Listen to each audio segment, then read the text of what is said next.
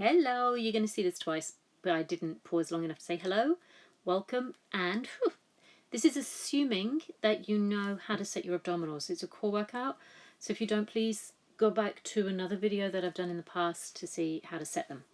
So we're lying on our back in neutral if you work with neutral in your Pilates, which I personally prefer, and we're just going up, up, down, down with the legs. I generally go to my tiptoes, you'll see here, because I don't want to get too heavy on my feet, which I can be. And what I did is took my arms overhead because it helped me get my shoulders a little bit out the way and to make sure I kept my ribcage soft. You see, I fiddle with my shoulders there because we can often put a lot of tension up there. And, well, it was my way to show you what's going on and also to not do it. Faster I got, the harder it gets. And I tried this. I turned my knees outwards. I was looking to see if you could see it. So my legs are kind of out to the side. And then I had to look up and go, I'm rocking. So the minute I turned my legs and took them off my centre line, I started to move my pelvis, which wasn't my goal. So I had a little look, realigned myself, and then got funky. So the legs are kind of going wee around, cool for the hip joint. And then I started to cross them over. I felt like Kenny Everett, if you remember Kenny Everett. And cross and cross. And then from yoga, I brought in eagle pose legs. So I wrapped them around, squeezing the foot behind, and then I went into the tap. So the knee is sort of staying center line, and you draw the inner thighs together. You can see I just went like that, not because I was in a coffin, but simply because it helped me go, oh, Lisa, soften the chest. Soften the chest as you move. Doing the best to draw the belly button. Whee! Did you see that change? If not, pause and have another look. So it's to soften my chest so I didn't hold tension through the neck and throat. And also drawing the belly button in, up and back. Not arching there, as I just did, but making sure that my torso is staying still as I funkily move my legs. And then weird arm positions I just decided to do. Coming into a sit-up. Whee! So reach the arms forward, reach them up and back, and circle. So I'm doing an uplift, an arm circle behind, not moving my torso, and then whoa. So the head comes through, the chin drops down. I'm staring at my knees and letting my toes try to relax. They don't do a good job. Backstroke. So one arm then the other. As soon as the arm goes away from center line, it becomes more challenging. And we then start challenging it more with the leg lift. So if it's the left arm, right leg, right arm, left leg. And you just keep doing that. You may get neck strain. It just means we need to look at how you hold your head up and through the core and stare and draw your abdominals down. Okay, after this, we're going into a wee little crisscross variation. So the feet come down, left hand behind your head, right arm up and twist to touch the left knee. So I reached across. I had to get my necklace out of the way. Sorry about that. Reached across. And now if you check out my elbow stays down to lift me. Again, I look at myself whoop, to check that what I hope can be seen is done. Now, hold. This is the funky bit. Elbow in and out. I'm not resting on my leg, by the way.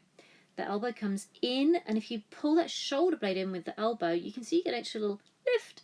And then just make sure the hip is down on the opposite side. So I'm twisting left, so I want my right hip to stay heavy.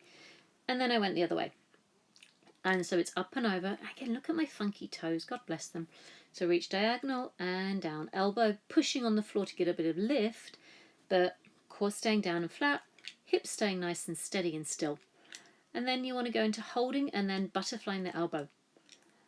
My core is starting to hurt, to be honest, which feels great. In these times, I personally like this feeling every now and again. Not saying it's the only way to do core work, but it's a cool way, especially if you only got a small mat.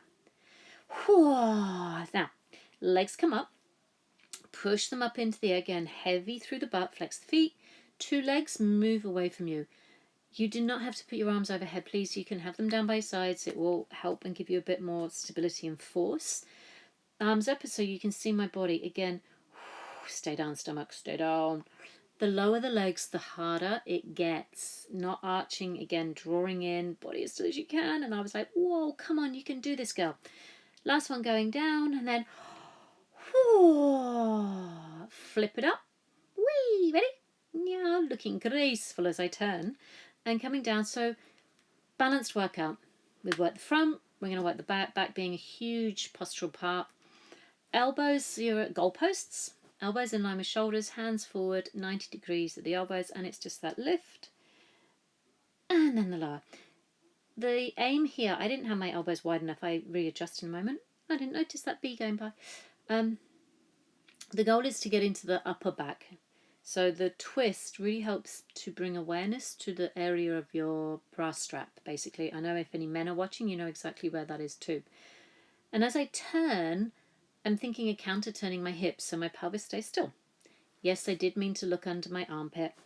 And I did shave them this morning, not that you can tell, but I did. With quarantine, you really don't need to worry about that so much, I'm telling you. Then, whoa, what's up in the air? I was looking up too because it was like, oh, is it going to rain yet?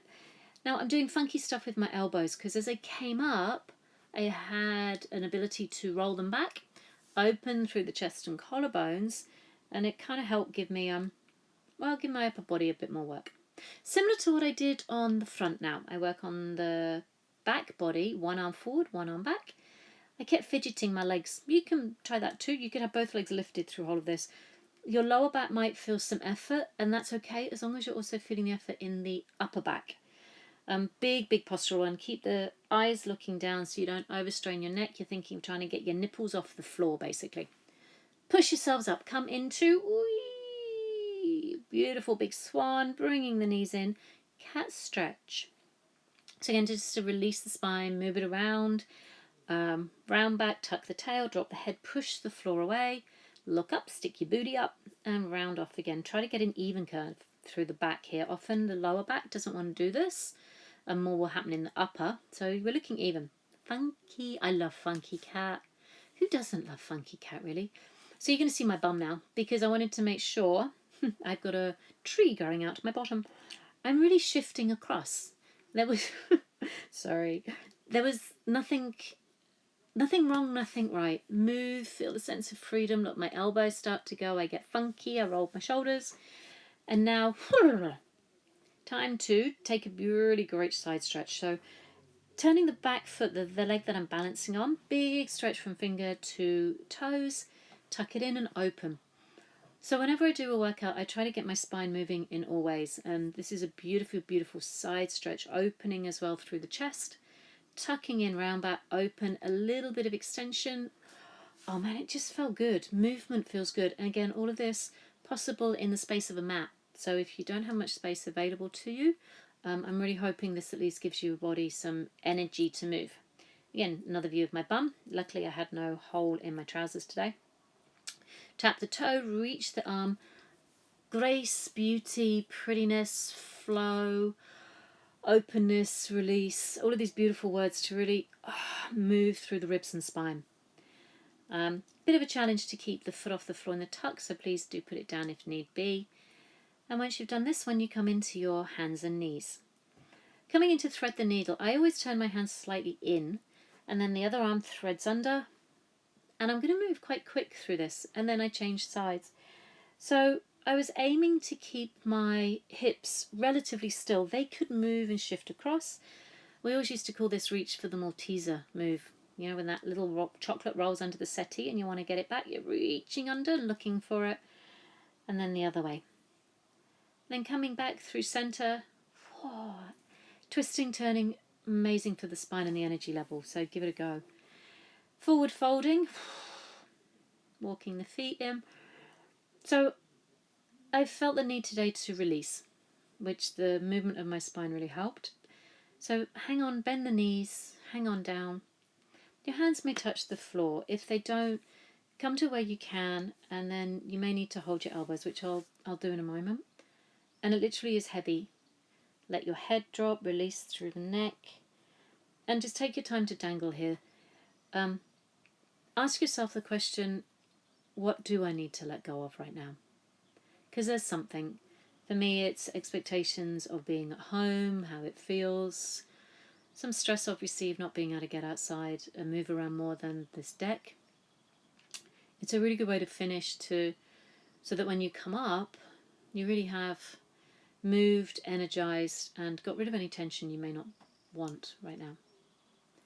So coming into the roll up again, soften through the knees, stack up through the spine, shake it out, do a little groovy dance, tiptoe towards the camera. You don't have to do that, but you can get funky. I like this. I look like I've got a tree growing out my bum. Very strange. Thanks for watching and please enjoy. Bye.